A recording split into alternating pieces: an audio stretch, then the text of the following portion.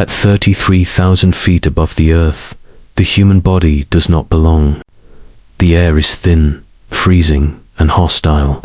And yet, on one fateful day, a teenage boy found himself hurtling through that vast, merciless sky alone, weightless, falling toward a world that should have swallowed him whole.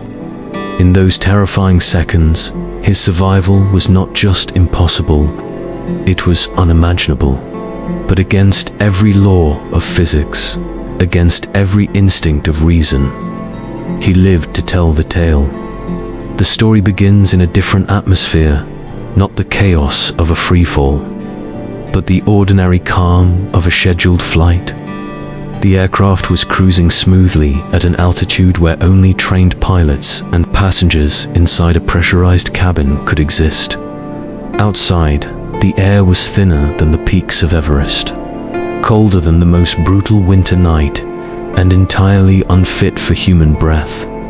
But in seat 19F, a boy sat unknowingly on the edge of destiny. He was just another passenger, part of a routine journey. Around him, laughter, conversations, and the quiet rustle of magazines filled the cabin.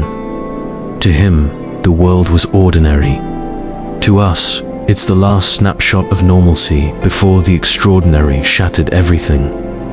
What happens when the thin metal skin of a jetliner tears apart, when controlled flight dissolves into chaos, and one life is stripped from the sky? As engines roared and the steady hum of altitude pressed on, no one inside could sense the invisible forces building outside. Air currents raged at unimaginable speeds. Pressure differences clawed at the aircraft's frame. Somewhere in those hidden details of engineering and atmosphere, disaster was writing itself. When it struck like lightning.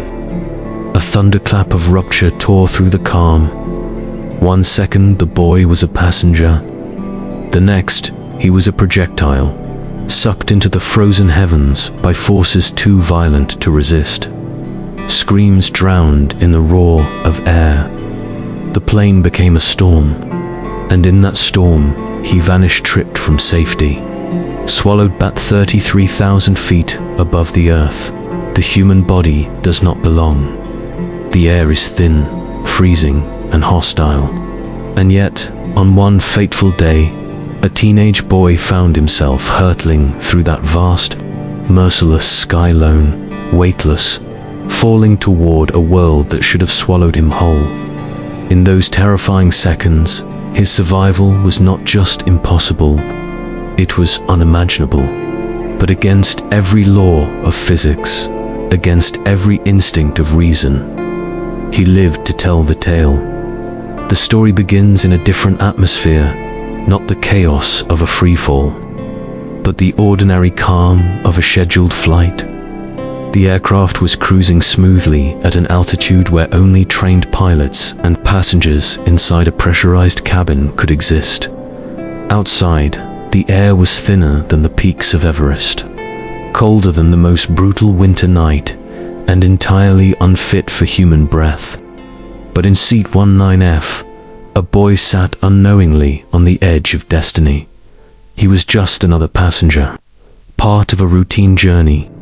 Around him, laughter, conversations, and the quiet rustle of magazines filled by the night sky, twisting, plummeting, breath stolen, consciousness flickering.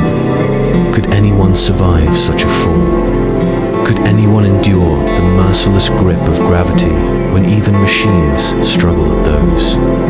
Imagine it, the ground thousands of meters below, black and unreachable. The body spiraling. This is not fiction. This is not an exaggeration.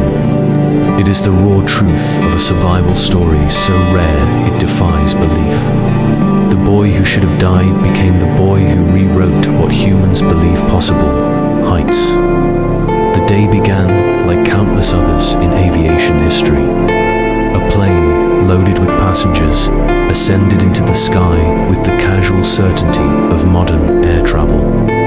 For the travelers aboard, it was no extraordinary moment. It was routine, safe, predictable, and governed by trust in the giant machine carrying them forward. Among those passengers was a boy, young and unassuming, his life defined not by extraordinary choices, but by ordinary ones.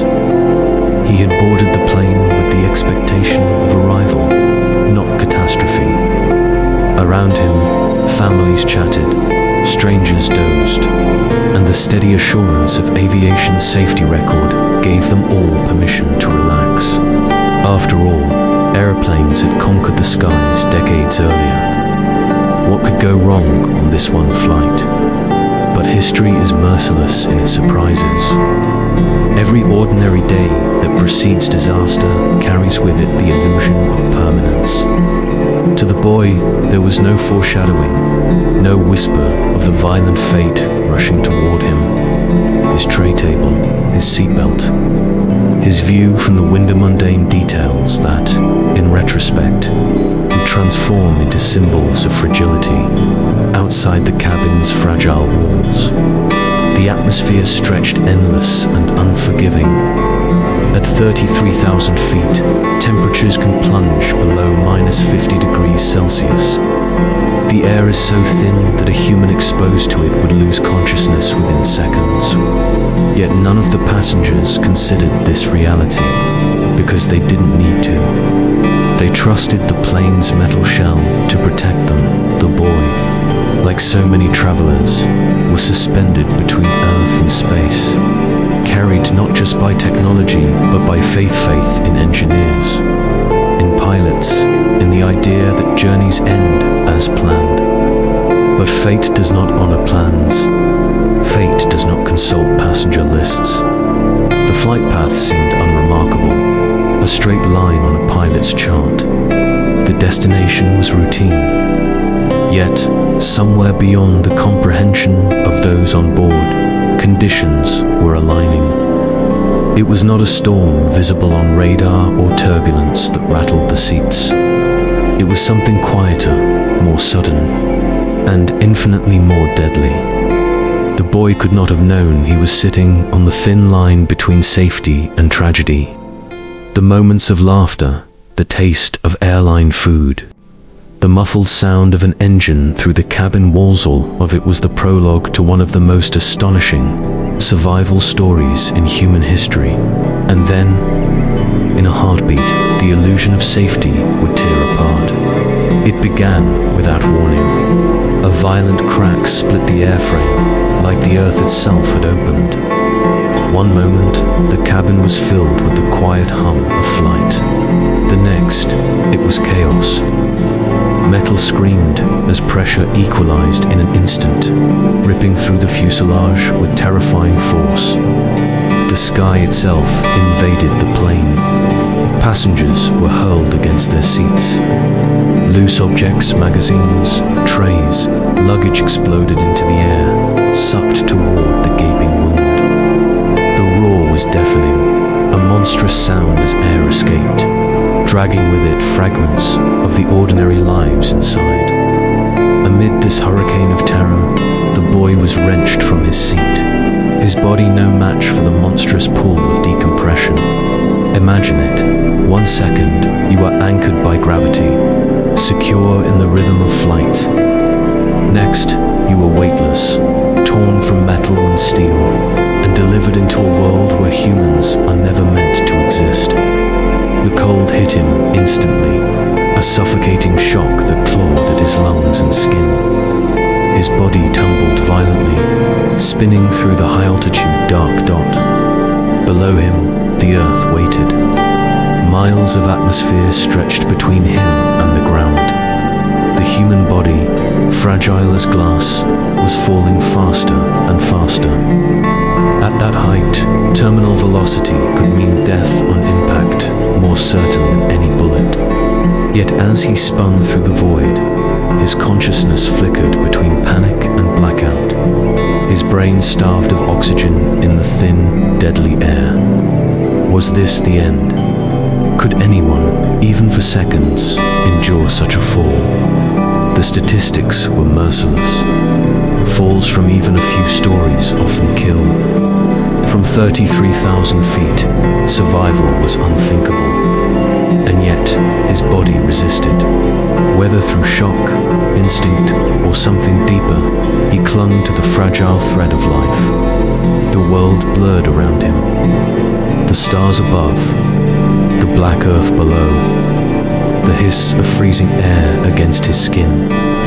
There was no orientation, no sense of up or downly, the violent spin of a boy untethered from the world. The silence of flight had been replaced by the scream of gravity, and somewhere in that terrifying descent, the seed of survival began to take root. The boy's fall was more than a plunge. It was a battle between body and nature. At that altitude, every second was punishment.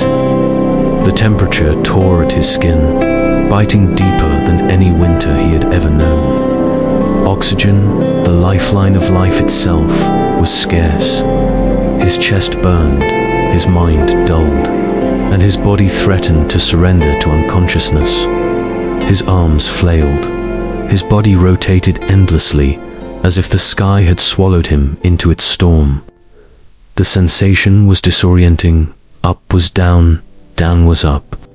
Darkness blurred into streaks of light, and the earth was nothing more than a void waiting to consume him. Gravity demanded his surrender, yet within him something resisted.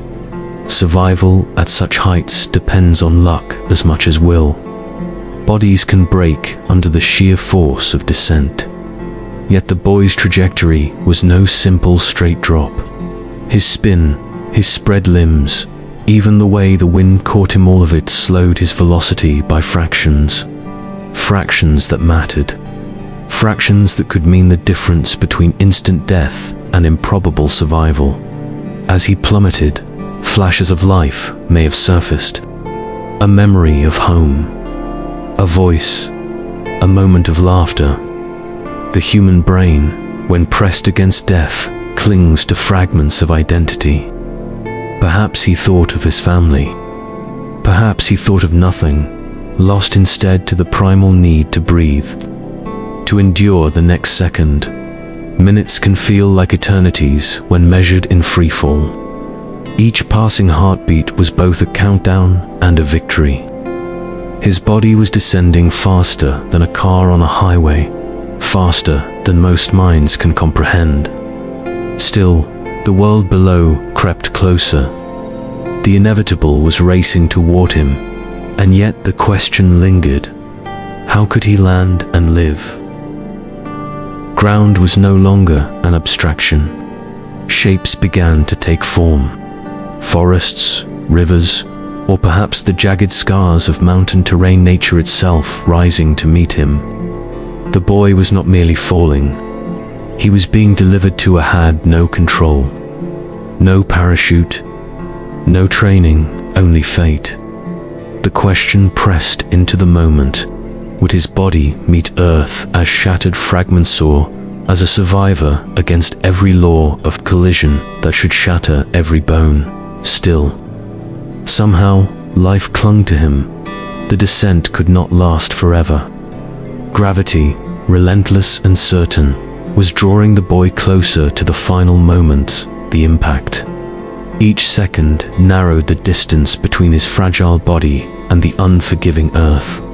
The cold thinned, replaced by thicker air pressing against his face, whipping at his skin like knives.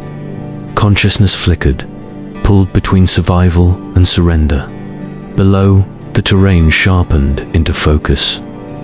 Trees rose like dark spires, clustered together in a sea of green and shadow. Forest, not concrete. Wilderness, not city. Perhaps luck had already chosen him. For a body falling from such heights, forest can mean life. The branches break velocity, absorbing fractions of the force. Snow, if present, softens the blow. It was no guarantee, but it was hope. The roar of wind filled his ears. His body twisted, his limbs outstretched like a broken bird. He chanced, Then came the impact. A crushing, muffled collision as body met nature. Branches tore at his clothes, scraping his skin, slowing him just enough. The boy slammed into the earth, surrounded not by fire or steel, but by silence. His chest heaved. Pain surged. And yet he was alive. What does it mean to survive something that should be Was it a chance? Was it the forest floor cradling him? Or was it life's stubborn refusal to let go?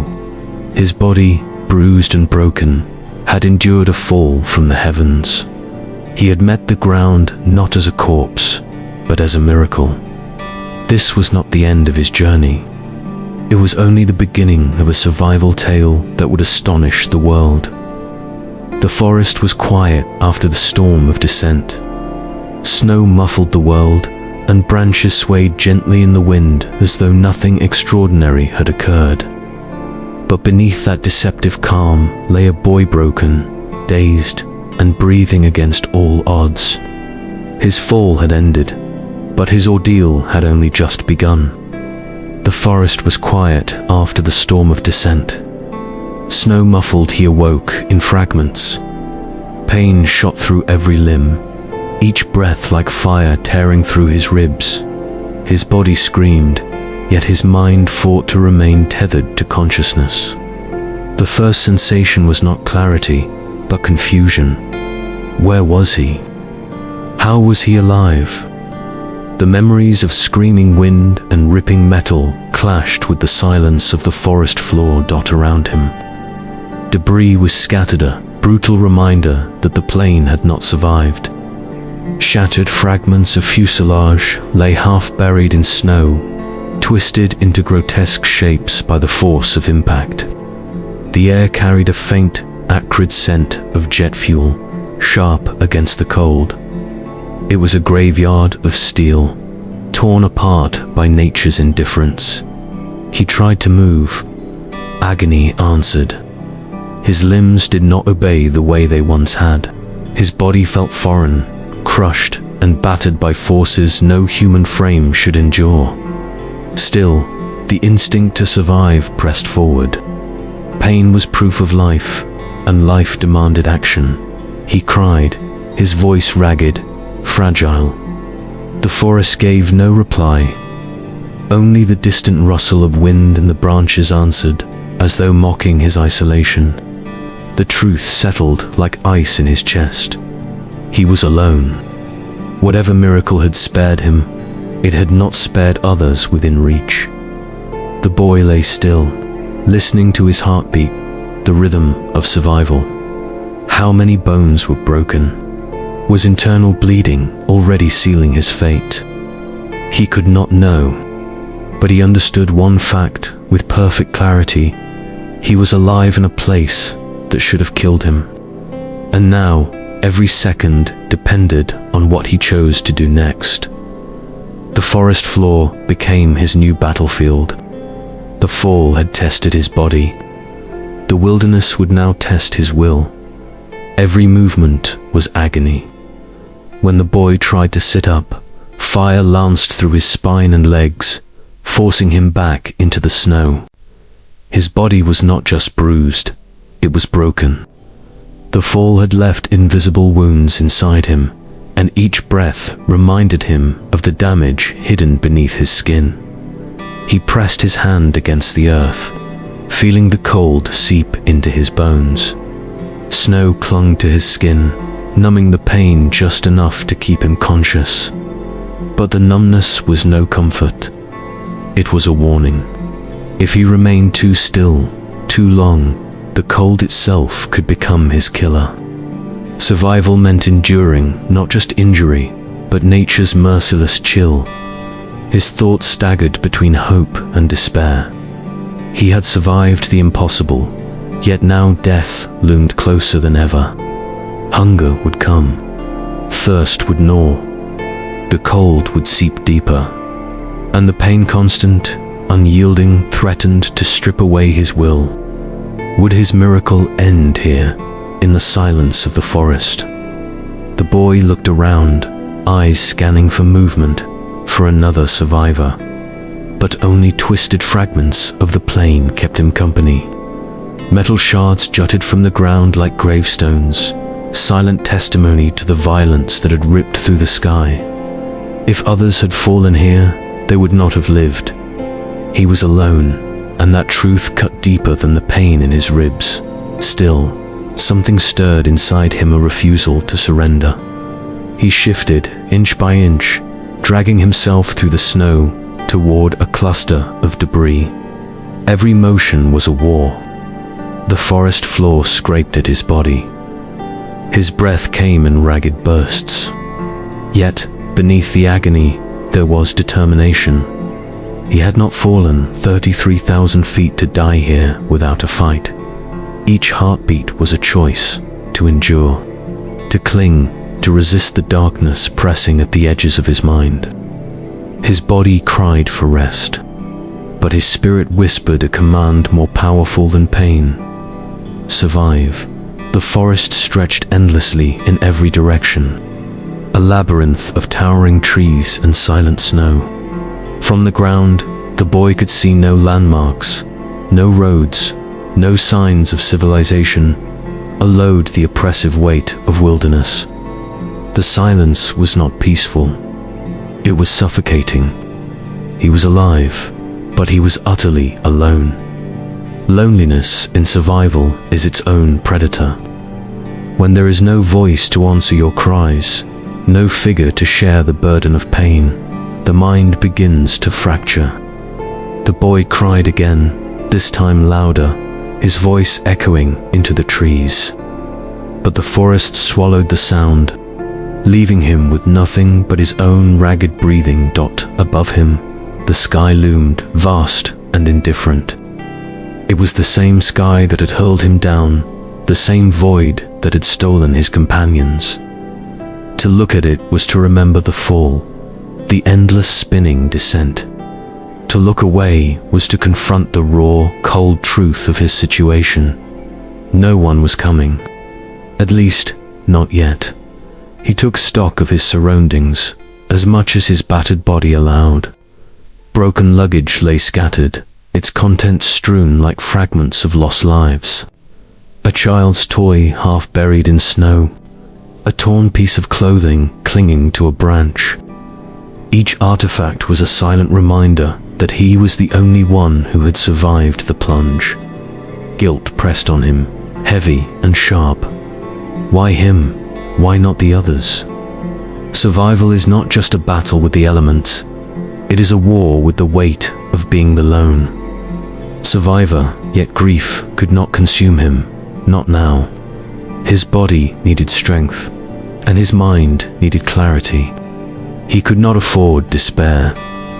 The boy clenched his jaw, forcing his focus to the next minute, the next breath, the next heartbeat. Isolation was a test he could not escape. Alone, injured, and stranded, he had to find within himself the courage that no one else could give him. The wilderness would not comfort him. It would either break him or prove him unbreakable. Time in the wilderness moves differently.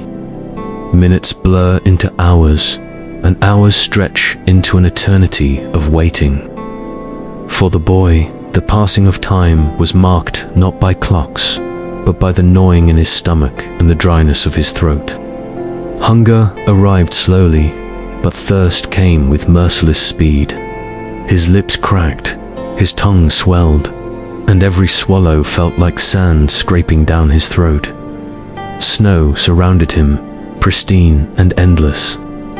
Instinct whispered that it was water, yet each mouthful chilled his body further, robbing him of precious warmth. He hesitated, weighing one threat against another, dehydration or hypothermia. In the end, survival leaves no room for comfort. He scooped the snow with trembling hands, letting it melt slowly on his tongue. It eased the burn in his throat, but the cold spread through his chest like knives. Hunger was more cruel. His body, already battered, demanded fuel it could not have. There was no food in reach, no provisions scattered from the wreckage, no hidden cache waiting in the snow. His stomach tightened, growled, and then turned hollow. The ache became a constant companion, as sharp as the pain of his injuries. Every instinct told him to rest, to let his body fade into stillness. But rest in the freezing wilderness is a slow surrender. He knew he had to move, however small the effort. Movement meant life. Stillness meant death. With ragged breaths, he dragged himself toward another piece of wreckage, hoping against hope that some fragment might hold salvation: a bottle of water, a scrap of food. Anything to fight the emptiness clawing at him. But the forest offered nothing. The wilderness is not kind. It does not feed those who are unprepared. And so he endured the hunger, clinging to the faint hope that rescue would come before his body betrayed him completely. Hunger and thirst were no longer sensations. They were enemies, and every heartbeat was another round in a battle he could not afford to lose. As night fell, the forest changed. The faint light that had filtered through the trees vanished, replaced by a darkness so complete it felt alive. Temperatures dropped swiftly, the air growing sharper, crueler, as though the earth itself wanted to claim him. The boy lay in the snow, shivering uncontrollably. Every tremor a desperate fight against the creeping grip of hypothermia. The cold was relentless. It sank past skin and muscle, burrowing into bone. His body struggled to generate warmth, but hunger had already drained him of fuel. Each breath rose in faint clouds, fading quickly into the black. He curled into himself, instinctively seeking refuge from winds that seemed to slice through his clothes. But there was no true protection, only branches above, snow beneath, and the icy fingers of night around him. Hypothermia is a silent predator. It does not strike quickly, but whispers its presence in shivers, numbness, and a deceptive drowsiness. The boy felt it tug at him, tempting him with the promise of sleep. His eyelids grew heavy, his body weary. To surrender to that urge would mean never waking again. He forced his eyes open, clinging to thoughts of life beyond this place. A face, a voice, a memory of warmth. The mind became his last defense, pushing back against the seduction of oblivion. He pressed his battered body against a piece of wreckage, using it as a crude barrier against the wind. It wasn't enough, but it was something. Each hour was a trial. Each shiver was proof he still lived. And when the faintest glow of dawn broke through the trees, painting the snow in pale light, he had endured. He had faced a night that should have ended him. But the cold would return, and with it, the battle would begin again. Morning brought no salvation. The boy opened his eyes to a forest that looked unchanged, as though the night's suffering had meant nothing. Snow still stretched endlessly. Trees still towered, silent and indifferent. The wreckage lay scattered, mute evidence of a disaster that no one had yet found. He listened for the sound of engines, for the thrum of helicopters slicing through the air. But the only sound was the wind whispering in the branches. No rescue was coming, not yet. The vastness of the wilderness swallowed him whole. To the world beyond, he was invisible. Search parties, if they existed, were far away. Planes do not vanish quietly, but the coordinates of a crash are never precise. Miles of forest, mountains, and valleys could separate him from those searching. He had no way of knowing if anyone even suspected he was alive. That uncertainty was its own torment.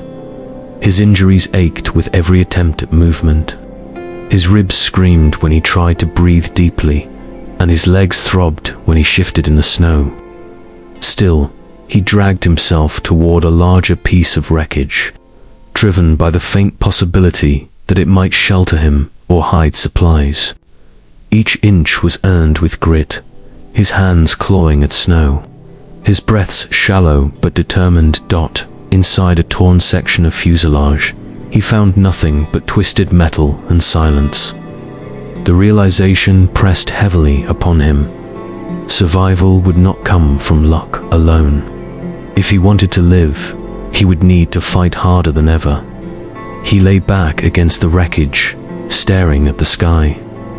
The same sky that had thrown him down now seemed vast and unreachable. How long could he endure here, broken and starving, before rescue finally found him? The question echoed in his mind, unanswered, heavy as stone. For now, all he could do was survive the next hour, the next breath, the next beat of his fragile heart. Survival is not only a test of the body, it is a war of wits. As the boy lay in the snow, pain burning in his ribs and hunger gnawing at his stomach, despair clawed at the edges of his thoughts. Loneliness whispered that no one was coming. Fear told him his strength was running out. But there was another voice, quieter yet stronger, the will to live. It reminded him of faces he loved, voices he longed to hear again, and the life that waited beyond this wilderness. These fragments of memory became anchors, holding him against the pull of surrender. He tried to stand, but his body refused. His legs buckled, his chest seared with pain, and he collapsed back into the snow.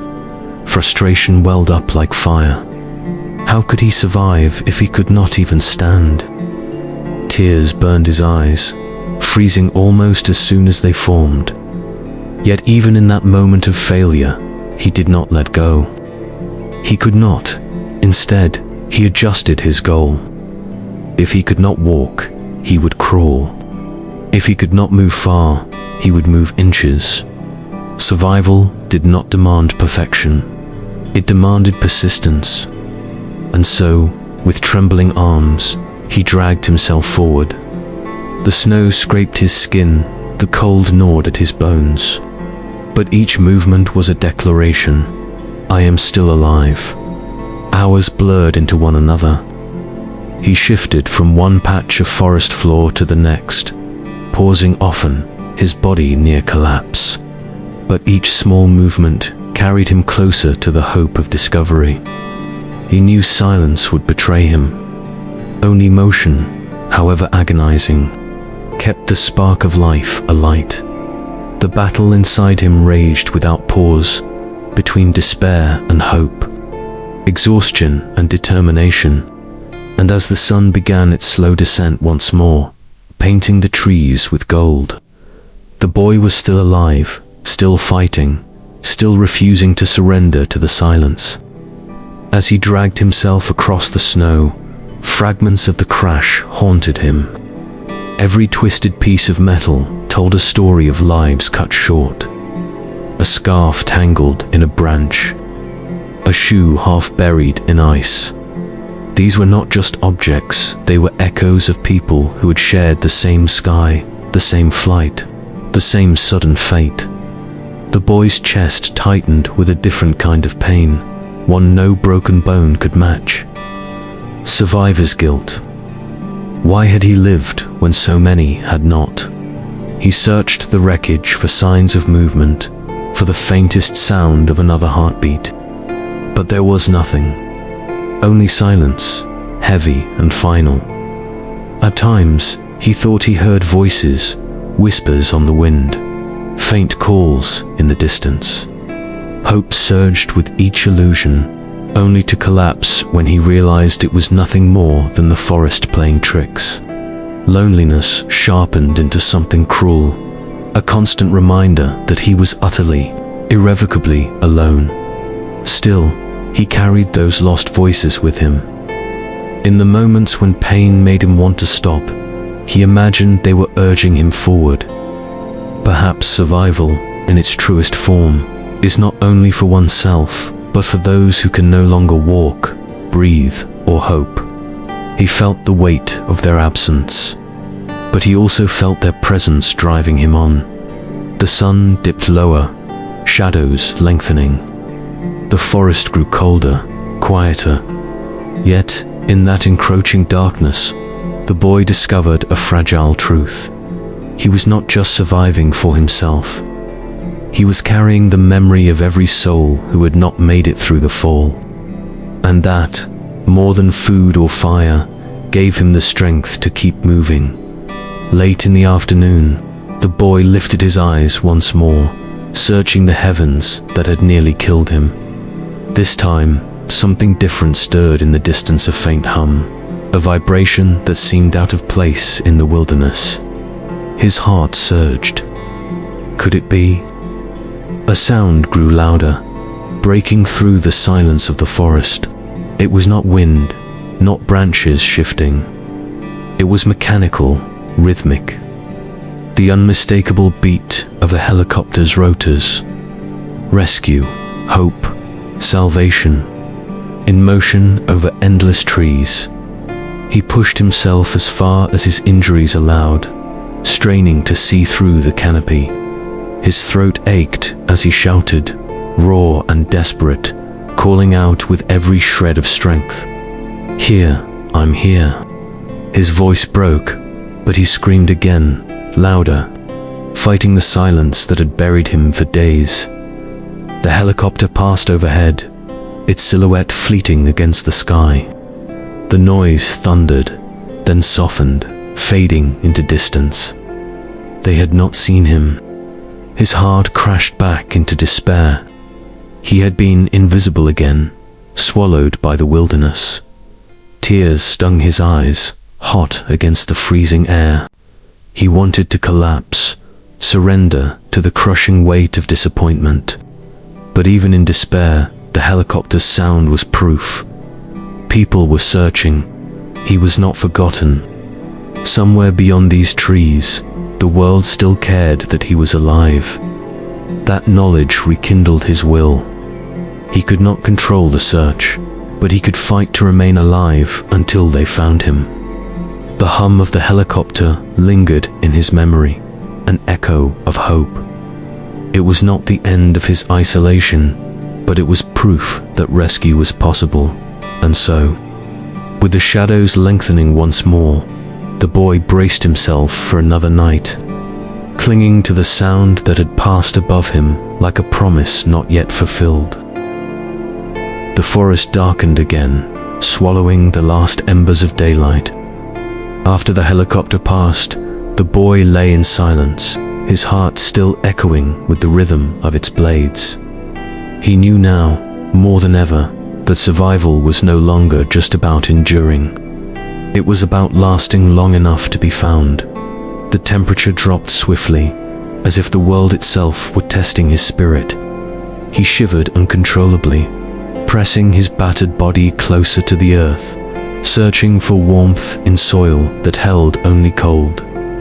Hunger clawed at his insides, a hollow ache that made his thoughts blur. Yet through the pain, one certainty burned: he had to keep going. Memories of his family surfaced, sharp and vivid. Their laughter, their voices, their promises. He whispered to himself in the darkness, repeating their names like a lifeline. Each word carried him through the shadows, reminding him of what waited if he could endure just one more hour. One more night. Above, the stars glimmered through the cracks in the trees. They had watched silently when the plane fell, and they watched still as he fought beneath them. For the first time, they did not feel like distant cold lights. They felt like witnesses, keeping record of his suffering, urging him not to surrender. His breath slowed as exhaustion dragged him toward unconsciousness. But he whispered one final vow: "I will see the sun again."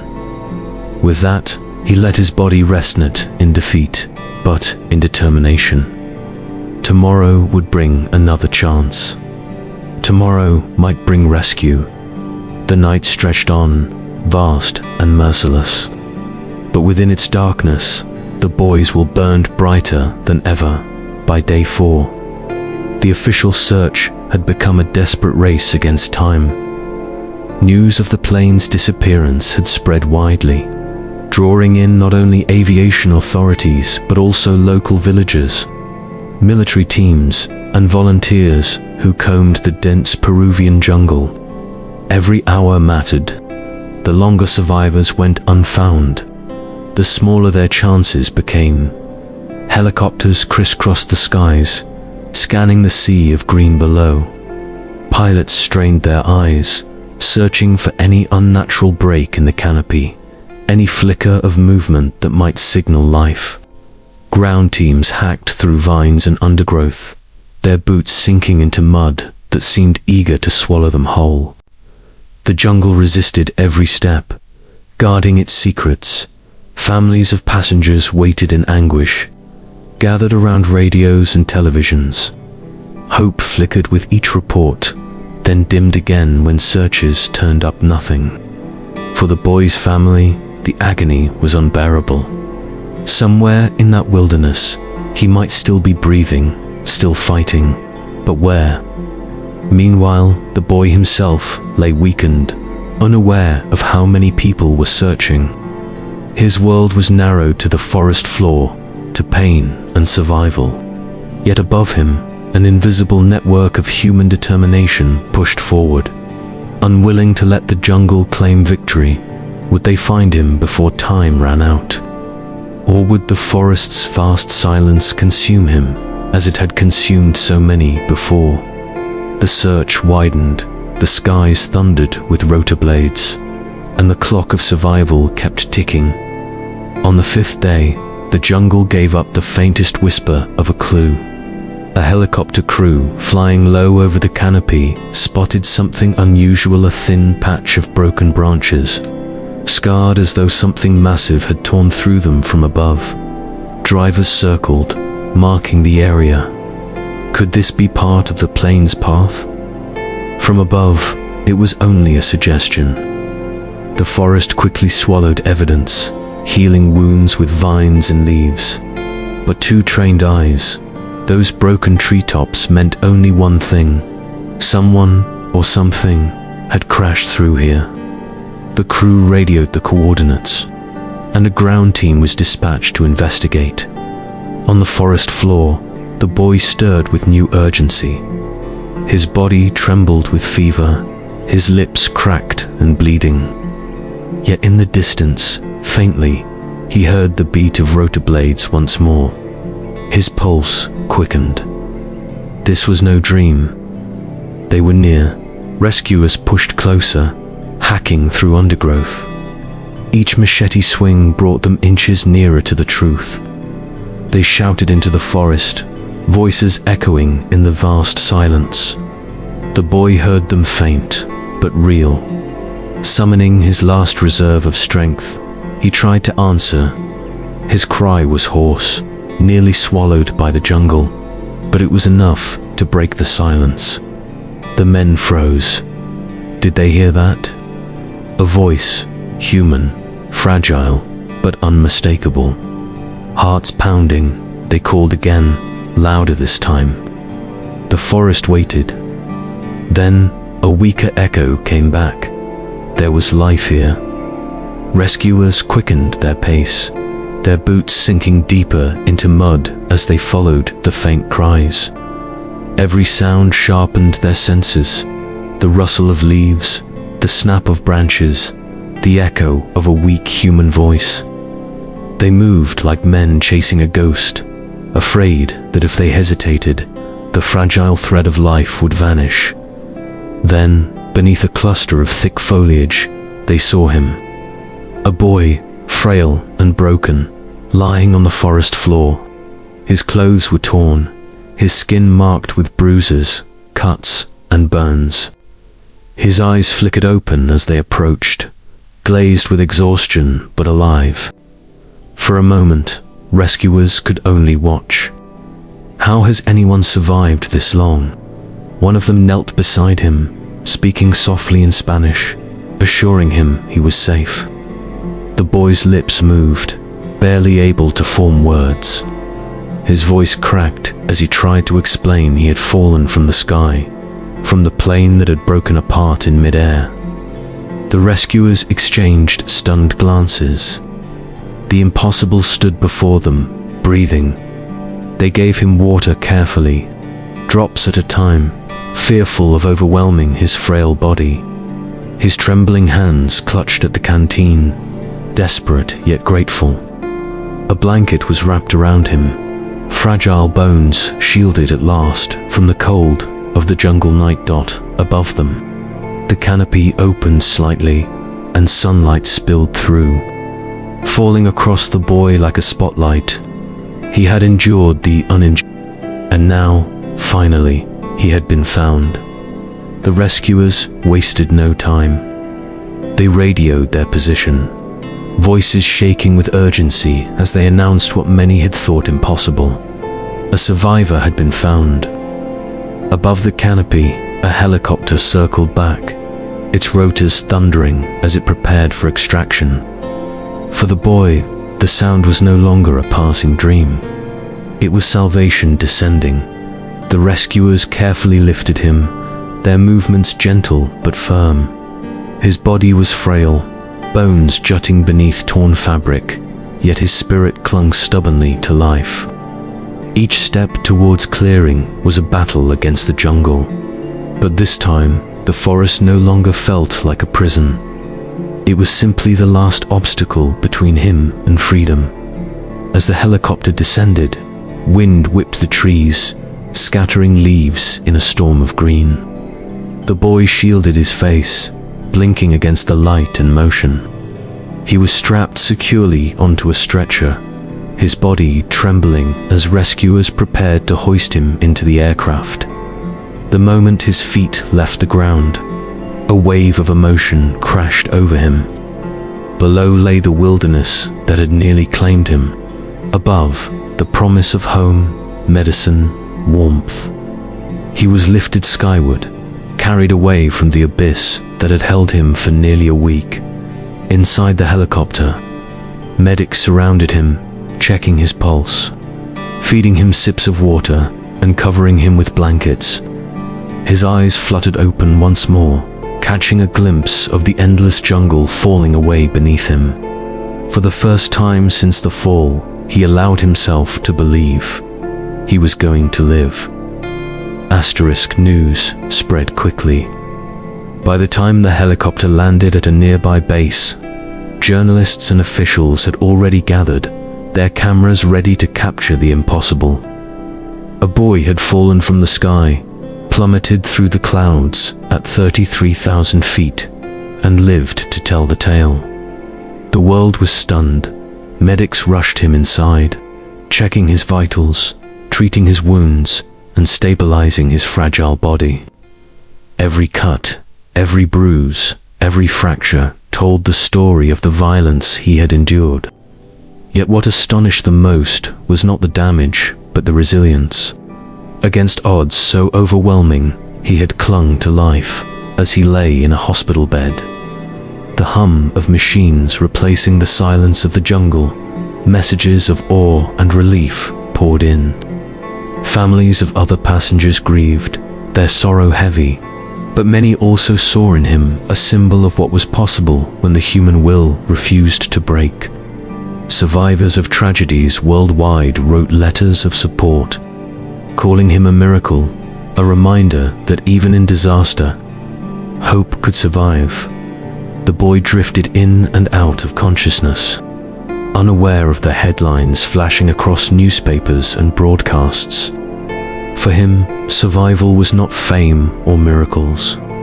It was about breath by breath, hour by hour, refusing to let go. He had endured alone, but now the world bore witness. His story was no longer his. It had become a beacon, proof that even from the sky's highest edge, even through the jungle's darkest depths, life could endure. Asterisk, the days that followed were a blur of white hospital walls, whispered voices, and the steady rhythm of medical machines. Doctors and nurses hovered constantly, their hands working carefully over broken bones, stitched skin, and a body worn thin by starvation. The boy, who had endured so much in silence, now lay surrounded by care. For the first time since the fall, he no longer had to fight alone. Every sip of water, every spoonful of broth, was delivered gently. His body responded slowly, aching with weakness, but showing signs of recovery. Each hour he lived was another victory, another confirmation that his survival was not a fleeting miracle, but a continuing triumph. Yet healing was not only physical. Night after night, dreams dragged him back to the roar of the engines, the violent tearing of metal, the endless fall through freezing air. He would wake drenched in sweat, his heart racing as though he was still tumbling through the sky. Nurses sedated him, but fear lingered. Survival had carried him forward, but the memory of death's shadow refused to fade. His family, devastated by loss yet overwhelmed by gratitude, stood by him. Their presence anchored him, reminding him that life still offered love, connection, and purpose. Their touch, their voices, helped bridge the chasm between the terror he had endured and the safety he now inhabited. Every survivor carries scars, some on the skin, some deep within. His healing would take months, perhaps years.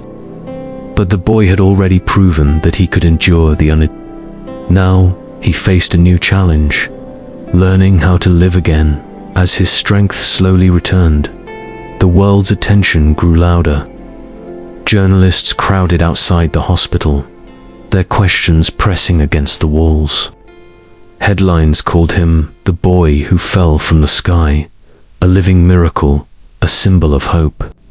His story was told across continents, translated into countless languages, each retelling shaping him into legend. But for the boy, the reality was far less mythical. He remembered hunger, pain, nights when he thought he would never see another sunrise. To the world, he was a miracle. To himself, he was simply someone who had refused to let go. The difference weighed heavily on him, even as reporters sought quotes, interviews, and photographs. Psychologists visited, reminding his family that attention could overwhelm him. Fame was a double-edged sword. It carried support and admiration, but it also pressed a spotlight onto wounds that were still healing. For a child who had survived through silence, the noise of the world was jarring. Yet not all attention was unwelcome. Letters arrived from strangers who had faced their own battles, cancer patients, disaster survivors, soldiers scarred by war. They wrote that his survival gave them courage to fight. His suffering had become a thread that bound others to hope. The boy, though weary of cameras and headlines, began to understand. His story was not just about the fall. It was about endurance.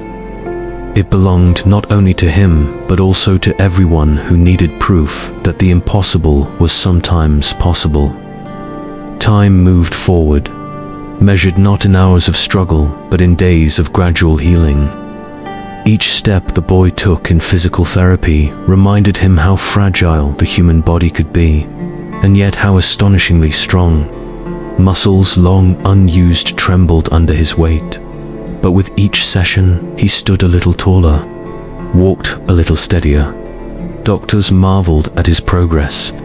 They said most falls from such heights left no survivors at all. The fact that he had endured was almost unthinkable.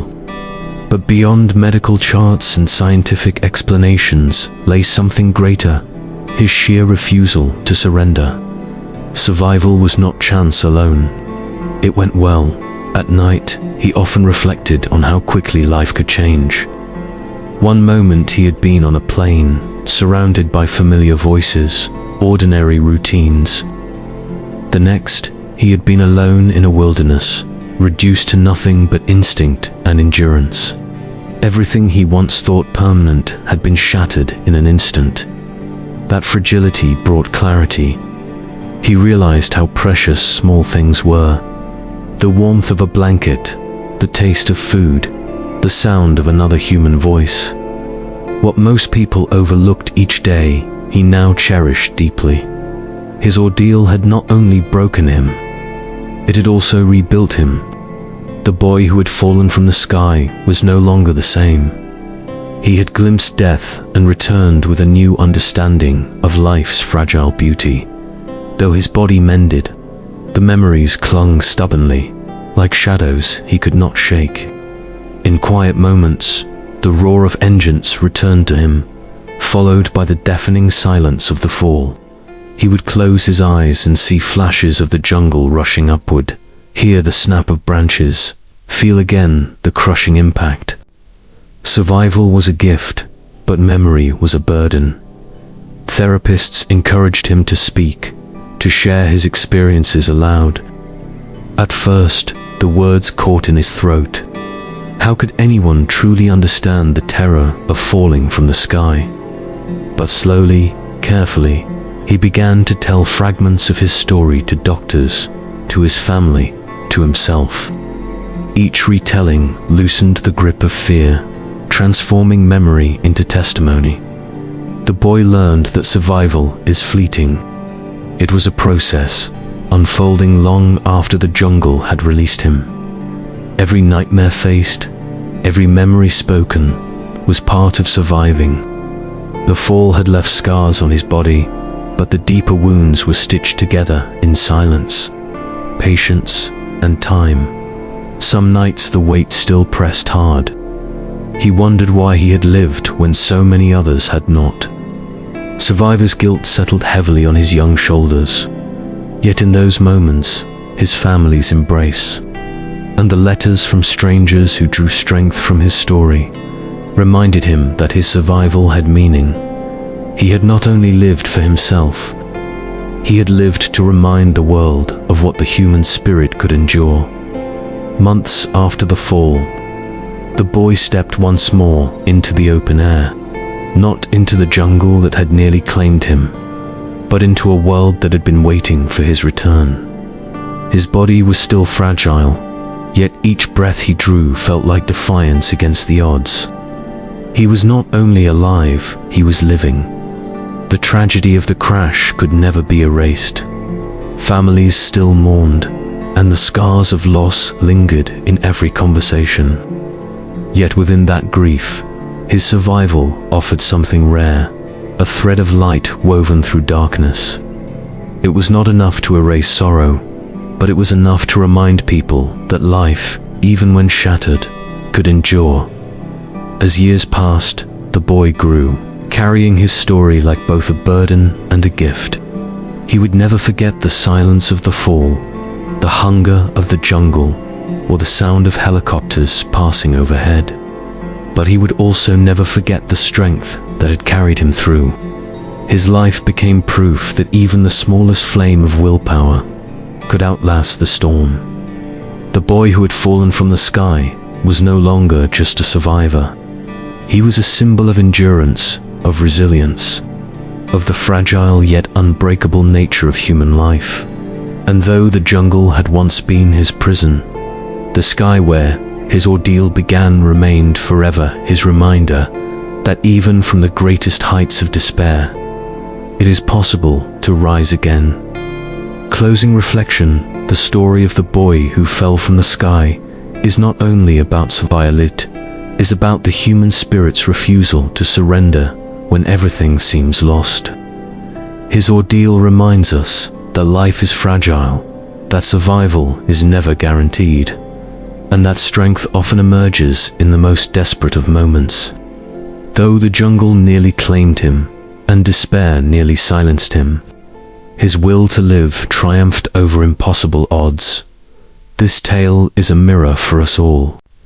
We may never face a fall from 33,000 feet, but each of us will confront moments where the weight of the world feels unbearable. In those moments, his story whispers to us, endure, fight, hold on. The world is watching, and hope may be closer than we think.